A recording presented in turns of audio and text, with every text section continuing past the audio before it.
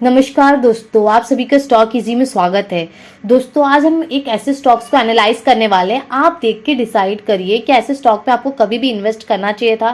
देखिए, आपको हमेशा ऐसे बिजनेस में इन्वेस्ट करना चाहिए कि जो कि फ्यूचर में ग्रो कर सके, क्योंकि कभी भी हम किसी कंपनी में इन्वेस्ट नहीं करते, हम बिजनेस में इन्वेस्ट करते हैं। और जिस बिजनेस में ग्रोथ हो, अगर आपको याद हो तो कोविड टाइम में क्या हुआ था, सारे बिजनेस कहीं ना कहीं ठप पड़ गए थे। कहीं ना कहीं हर एक बिजनेस ने लॉस फेस किया था, लेकिन दो बिजनेस था, एक फार्मा और एक था हमारा एक फार्मा था और एक हमारा एफएमसीजी था। क्योंकि क्या था, ये रोजमर्रा जिंदगी में बहुत ज्यादा जरूरी है और आप देखेंगे तो इसमें हमेशा आपको ग्रोथ ही देखने को मिलेगी।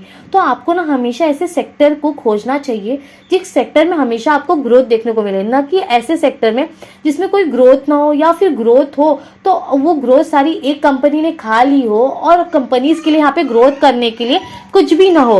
ये सारी चीजों को आपको ध्यान देना चाहिए। कभी भी बिजनेस अगर आप सिलेक्ट करते हो तो ऐसा ही बिजनेस सिलेक्ट करिए क्योंकि सेक्टर हमेशा ऊपर जाने के लिए तैयार हो, सेक्टर में कभी कमी ना हो ग्रोथ की।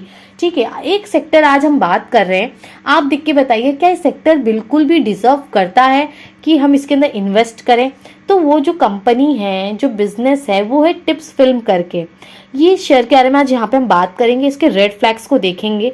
आप बताइएगा क्या ये रेड फ्लैग जो है सही लग रहा है, क्या ये रेड फ्लैग्स कंपनी को इम्पैक्ट करेंगे कि नहीं, बस ये थोड़ा बस टेम्पररी है, इसके बाद ये कंपनी अच्छे से ग्रो कर पाएगी।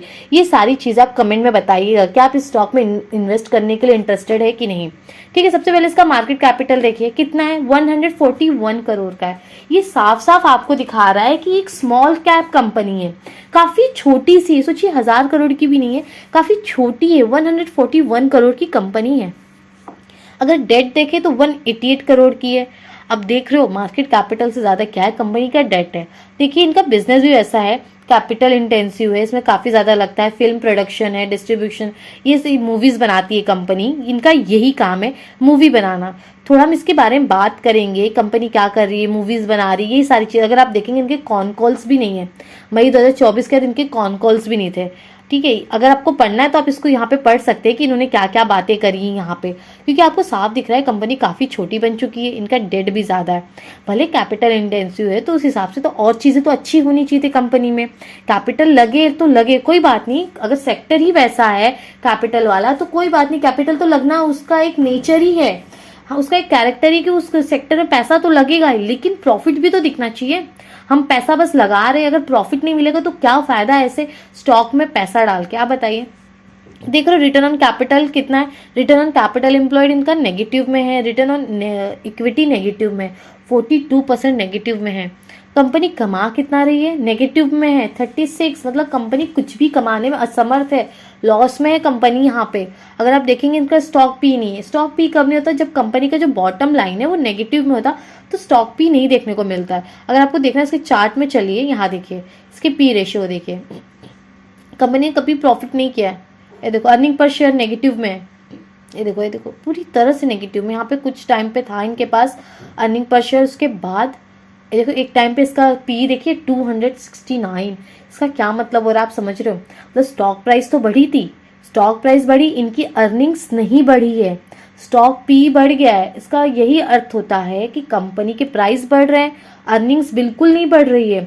और लोगों को तब क्या लग रहा था इस सिचुएशन में, सुनिए क्या लगता है मार्केट को, मार्केट का ओपिनियन क्या था इस समय कि ये प्राइस और ऊपर जाएगा, ये कंपनी कुछ अलग करके दिखाने वाले। लोग काफी ज्यादा इसमें इन्वेस्टेड थे, रिवॉर्ड दे रहे थे। आप सोचिए जब कंपनी यहाँ मात्र 2 रुपया कमा रही है और लोग उसको रिवॉर्ड कितना कर रहे हैं, 269 का।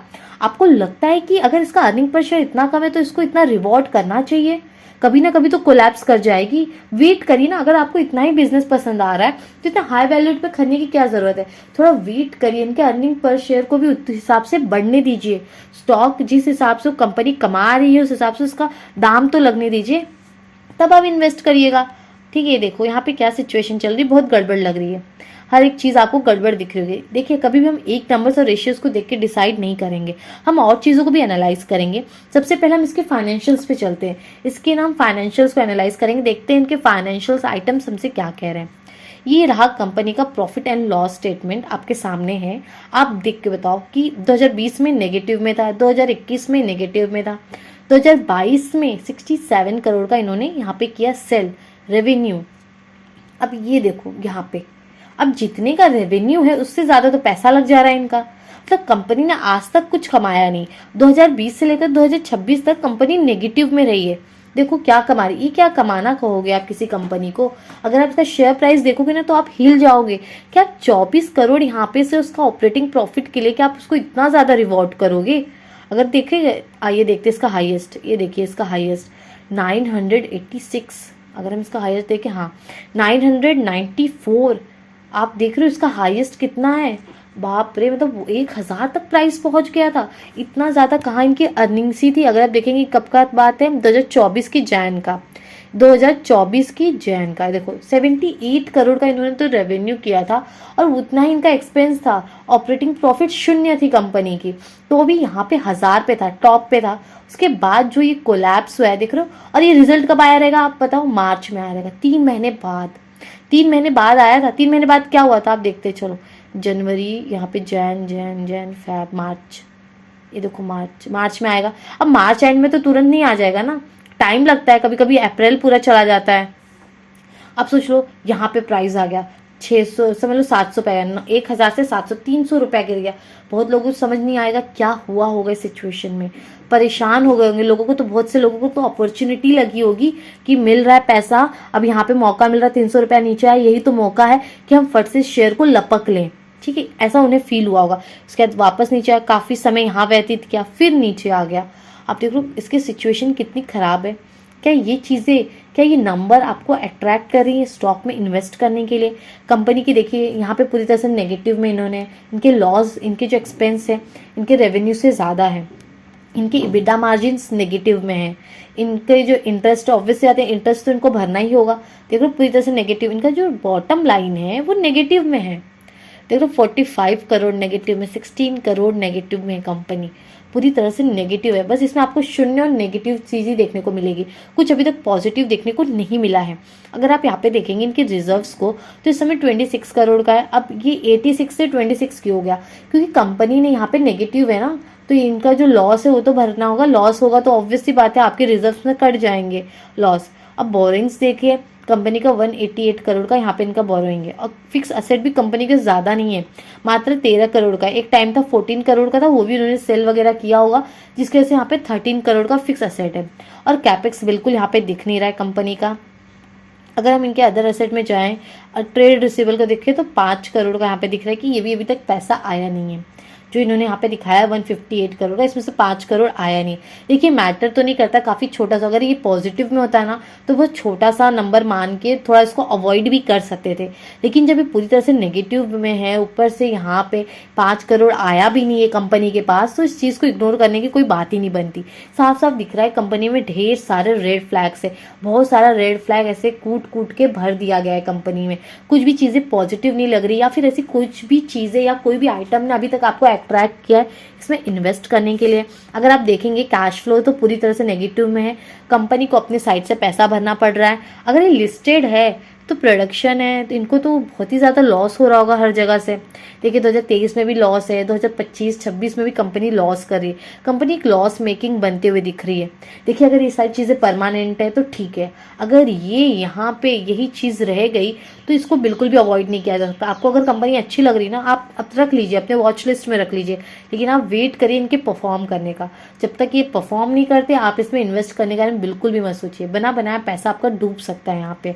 अगर आप देखेंगे तो यहाँ पे नंबर्स ऑफ शेयर होल्डर काफ़ी कम है, 8000 के आसपास है, जिसमें से 25% में ये 8000 लोग इन्वॉल्व है। तो हो सकता है, देखिए यहाँ पे साफ साफ दिख रहा है कि पब्लिक का इन्वॉल्वमेंट काफ़ी कम है।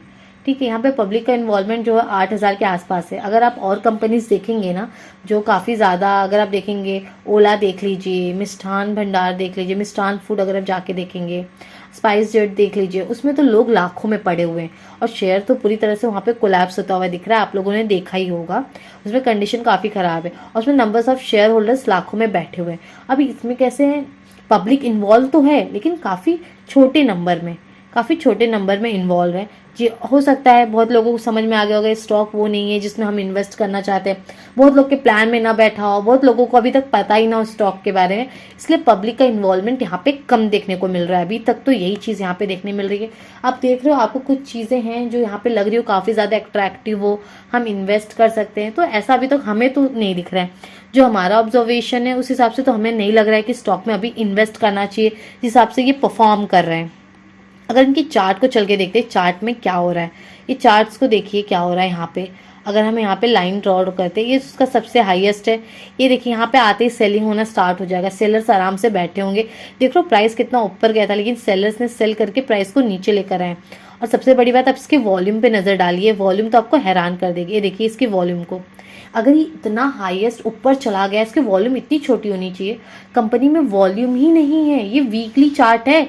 सोचिए 7 डेज को बना के ये बना हुआ है, Monday, Tuesday, Wednesday, Thursday, Friday, 5 दिन मिलाकर ये बना हुआ है वीकली। तो क्या 5 दिन में मात्र इतना ही वॉल्यूम आना चाहिए? और वॉल्यूम्स होने चाहिए, क्योंकि आप वॉल्यूम वाले स्टॉक को जाके देखेंगे तब आपको समझ आ जाएगा कि वॉल्यूम कैसे होते हैं। ये स्टॉक को पहले तो ज़्यादा लोग जानते ना होंगे या फिर बहुत से लोगों को इंटरेस्ट नहीं होगा इसमें इन्वेस्ट करने का। और दूसरी बात ये है कि पूरा कंट्रोल अगर आप देखेंगे ना तो यहाँ पे प्रमोटर्स के हाथ में है पूरी तरह से। 75% यहाँ प्रमोटर्स के हाथ में, तो प्राइस को अच्छे से मैनिपुलेट कर सकते हैं, प्राइस को अच्छे से कंट्रोल करने की क्षमता है इनके अंदर। अगर देखेंगे तो बहुत कम लोग इन्वॉल्व हैं। हो सकता है छोटे से ग्रुप के पास एक बहुत बड़ी होल्डिंग वो लेके बैठे हो जिससे प्राइस को अच्छे से वो मैनिपुलेट कर सकते हो। अगर आप देखेंगे एक चीज और देखते हैं इसमें, जो कि अगर आप देखेंगे तो कंटिन्यू नीचे गिर रहा है। देख रहे हो क्या बना रहा है कंपनी यहाँ पे, ये जो शेयर है हमेशा नया लो बना रहा है, हमेशा देखो नया लो और लोअर हाई बना रहा है। ये देखो क्या लगता है ये कैसे ऊपर जाएगा? क्या इसमें अभी तक अप ट्रेंड स्टार्ट हुआ है? बिल्कुल नहीं। जब तक अप ट्रेंड स्टार्ट ना हो तब तक ऐसे स्टॉक्स में तो घुसना नहीं चाहिए। कब तक पैसा डालोगे? ये ना नीचे ही गिरता जाएगा जब तक इसमें आपको यही ट्रेंड सेम ऊपर की ओर ना दिख जाए, बुलिश, समझ रहे हो, ऐसे ना बनता हुआ दिख जाए, ऐसे ऐसे। और ये कब दिखेगा आपको पता है? जब यहाँ पे मैनेजमेंट परफॉर्म करेगा, जब यहाँ पे रेवेन्यूज जनरेट होंगे तब ये चीज़ आपको यहाँ पे देखने मिलेगी। ये तो बहुत नीचे जा सकता है। अब जहाँ से लिस्ट हुआ था ये तो वहीं आके खड़ा हो गया है बेचारा। ये देखो अगर इसका लो, अगर हम जब ये लिस्ट हुआ था उसके दूसरे दिन इसने अपना लो बनाया था। इसका लो कितने का था? एक सेकेंड में हम चेक कर रहे हैं यहाँ पे कितना था इसका लो। इसका लो था 314, ये इसका लो था, उससे भी नीचे आ गया था प्राइस। देख रहे हो कितना नीचे आ चुका है। अब क्या लगता है आपको इसके ऊपर जाने की बिल्कुल भी कैपेसिटी है? अब प्राइस मैनिपुलेट करके ऊपर लेके जाए तो भले ऊपर जा सकता है, बिना मैनिपुलेशन के प्राइस ऊपर जा ही नहीं सकता। जिस हिसाब से मैनेजमेंट अभी परफॉर्म कर रहे हैं ना उस हिसाब से ये प्राइस ऊपर नहीं जा सकता।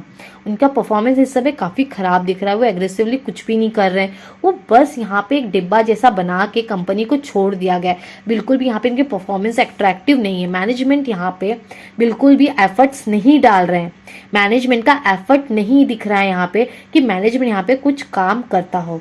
जब भी आप किसी स्टॉक में इन्वेस्ट करते हैं सबसे पहले आपको क्वांटिटेटिव एनालाइज करना है, आपको देखना है नंबर्स आपसे क्या बोलना चाह रहे हैं। क्या नंबर्स ने यहाँ पे एक बार भी आपसे कहा कि आप आके इन्वेस्ट करें? एक नंबर ने भी आपसे कहा? क्या एक आइटम ने भी आपसे कहा कि आप आके इधर इन्वेस्ट करिए? आपको ना एनालाइज, आपको ना खुद से कुछ डिसीजन नहीं लेना, आपको ना नंबर्स खुद बताएंगे, आइटम्स खुद बताएंगे। क्या आपको चार्ट ने कहा? चार्ट ने कहा आपसे क्या मैं बुलिश ट्रेंड में आप आके इन्वेस्ट करें? नहीं, ना चार्ट आपसे कुछ बोल रहा है ना नंबर्स आपसे कुछ बोल रहे हैं कि आप आके इसमें इन्वेस्ट करें। जब तक ये आपसे खुद ना कहे ना कि आप इन्वेस्ट करें तब तक आप इसको इग्नोर कर दीजिए, इसमें मत इन्वेस्ट करिए। आप रखिए अपने पास अगर आपको पसंद है, क्योंकि ये हमारी ऑब्जर्वेशन है, हमारा ओपिनियन है। हो सकता है आपका कुछ और ओपिनियन हो, आपकी कोई और स्टोरी हो जो आपको अट्रैक्ट करती हो। तो दोस्तों आज के लिए हम यहीं रुकते हैं। अगर वीडियो आपको यूजफुल लगा है तो लाइक, कमेंट, सब्सक्राइब जरूर करें।